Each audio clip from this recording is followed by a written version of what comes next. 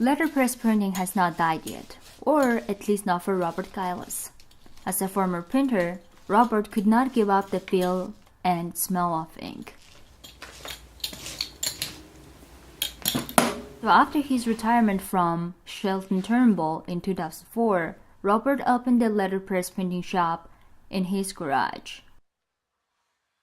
This whole thing used to be just my job. I would just get up in the morning and go to the work and do this as a job, and that wasn't as much fun as it is here in my own shop, doing it, things I want to do on my own terms and on my own time. Robert's association with printing started from a young age.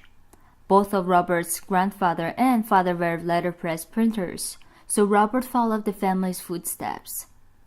As Robert describes, ink is in his blood.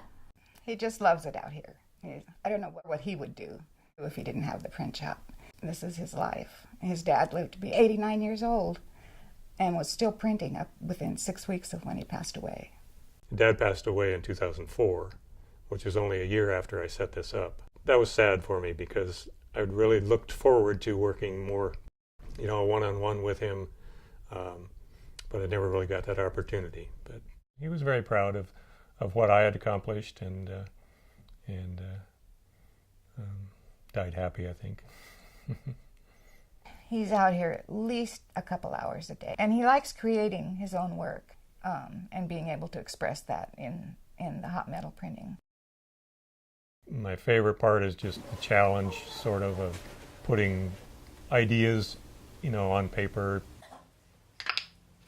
and the physical part of putting things together. Actually, how do you cut? How do you put a border on a page? How do you space it out?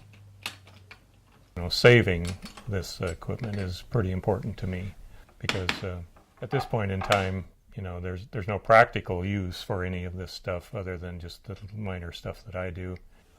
I just feel comfortable in my shop. I suppose mostly just because I'm familiar with it and know more than other people do about it. Robert inherited most of his equipment from his dad. Robert says none of his children are interested in taking over the shop, but he hopes his grandchildren will one day. This is LiLi Bayarmagnai, J32 News.